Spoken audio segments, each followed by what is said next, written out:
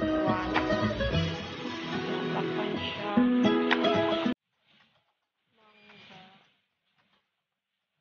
Mangga.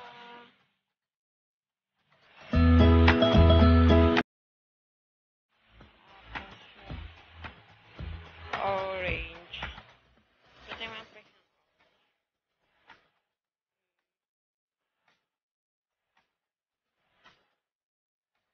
Avocado. Ibang orange.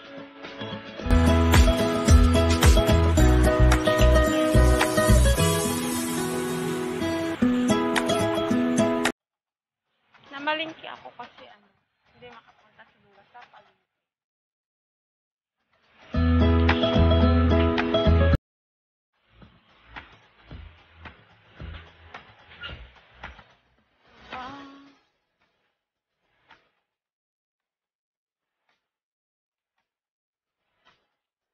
Yan to, Chico. Paliit-liit namumunga, oh.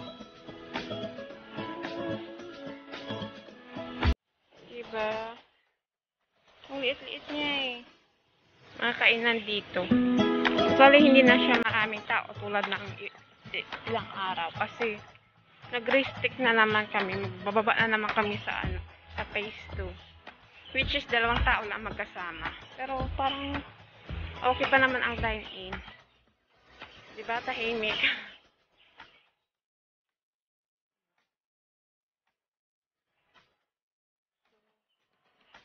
Ito.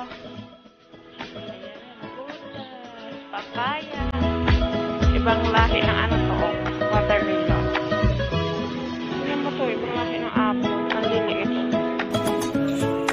Sweet corn. Paborito ko yan, kaya lang ang mahal. 500 grams niya, $6. Sa buwan na to, sa prutas na to. Hindi ko pa siya nasubukan. Gulayan naman tayo, carrots, talong na maliliit, okra, yan, may patatas. Ano kayang tawag nito? Nakalimutan ko na. Doon. Ang daming tao pa rin, guys. Kahit back to peso na kami sa Monday, pero walang takot ang tao dito. O, tingnan nyo. Actually, yung mga matatanda dito, dapat hindi sila pumunta ng palengke, pero wala eh. Gusto din nila. Oh my, opo dito. Tapos green na papaya. O, diba yung yung talong, iba't ibang kulay. Tapos yung sili. Kompleto din naman sila dito. Pero Indian store kasi ito eh. So, mostly marami silang, betong gulay. Yan, pipino, Baguio beans. Ito, mapait na ampalaya. Ito, birot. Birot siya. Oh, may rabanot. Ito guys, pinakagusto ko sa lahat. Nung nasaan ako, sa Dubai. Niluluto siya ng Sri Lanka, masarap. Oh, may sagi na saba, kaya lang luyat. Nako. Di yan masarap. Gumilit ako kasi ang daming matatanda. Ayan, oh. Ito guys, oh. Sa probinsya namin, tinatapyas lang to kasi parang damo lang siya. Pero dito nakapaso, ang sosyal niya. Kung yung magbagay at nagtuyo na, oh. Tuyo na siya.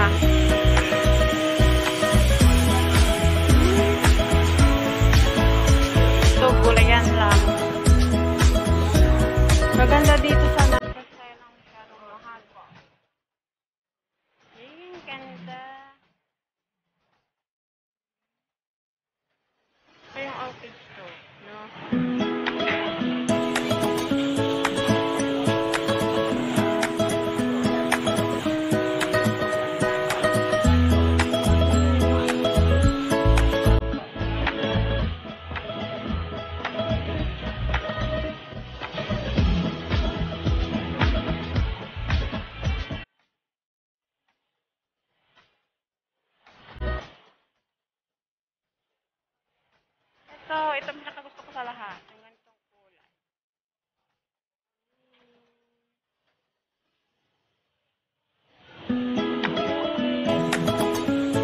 ganda niya. Kung pwede na siyang itanim sa Pilipinas, why not, diba?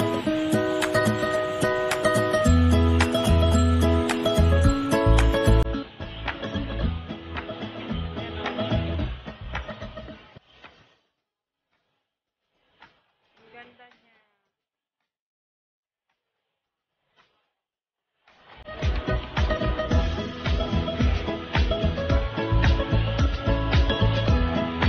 Ito yung ganitong kulay. Pit na pit ko talaga siya.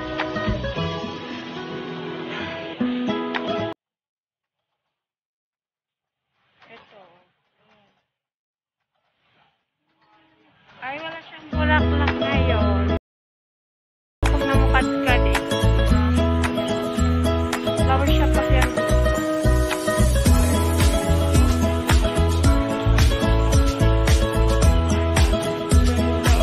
Yung iba nakabalot pa para pag namukad-kad siya, hindi agad nalalanta, hindi masisira.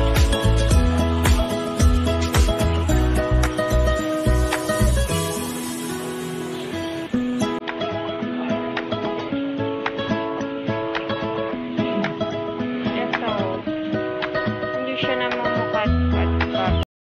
Pag namukad-kad na. Bulaklak lang. Maganda sa sa paligid yung pag may bulaklak. Ako pag gusto ko sa probinsya, ang bahay is maraming halaman. Ayaw ko sa bahay na yung wala ka makikita na bulaklak. Kasi parang, sabi nga nila malalaman mo ang bahay na may dalaga pag may mga bulaklak siya.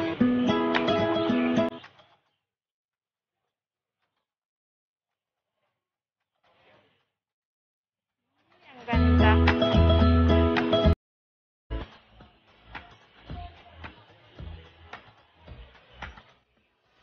Ito plastic lang. Pero bet na.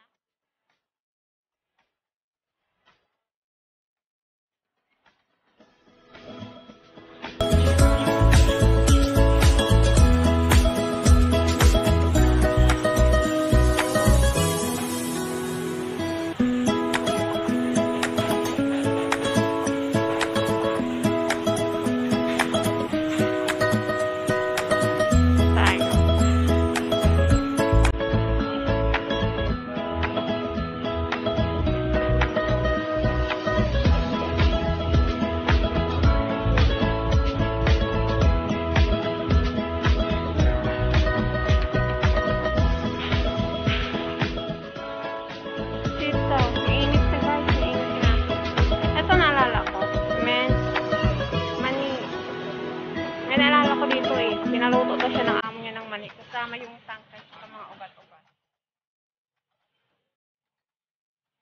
Samantalang sa atin, lang laman. Sa isa naman tayo. Isda. Hindi ko lang maraming isda, guys, ngayon. Kasi sobrang mahal. So, sa may liksa, seafood.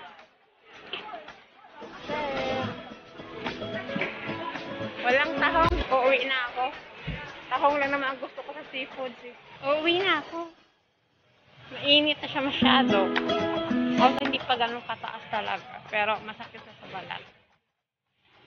Balak nyo magka-FC. KFC. Diba? Bukas na to eh. Early bird. Pero wala kang balak mag-KFC. Din dito guys, ang tumpok-tumpok ng prutas.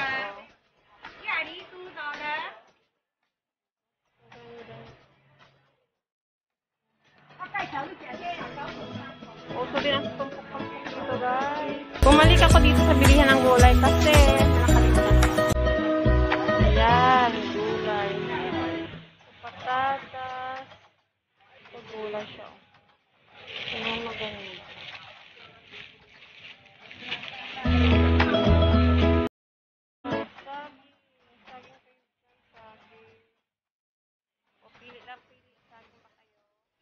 Tinapay naman tayo guys. Para may almusal tayo bukas ng umaga. Ano ba to? Diba? Para may almusal tayo bukas ng umaga. So, tinapay na lang. O yan, gusto nyo tinapay? So, bumilas na kayo guys. Almusal ko bukas. Diba?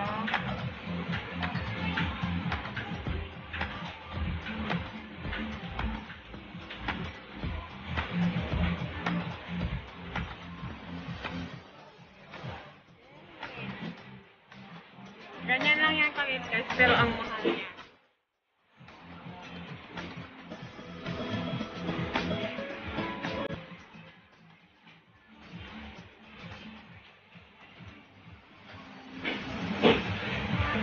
Ayan, coconut tart siya.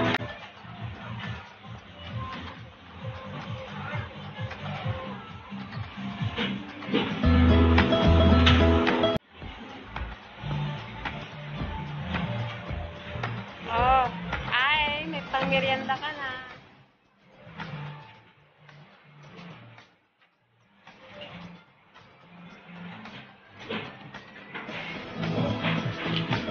Diba, ang ganda?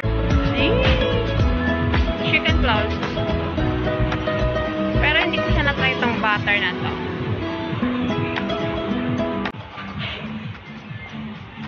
Uwian na. Uwi na ako guys. Diba? Hindi siya ganun kainit. Parang maano siya, maalinsangan yung panahon. So, uwi na ako.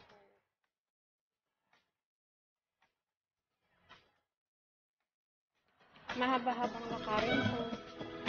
Medyo malayo eh.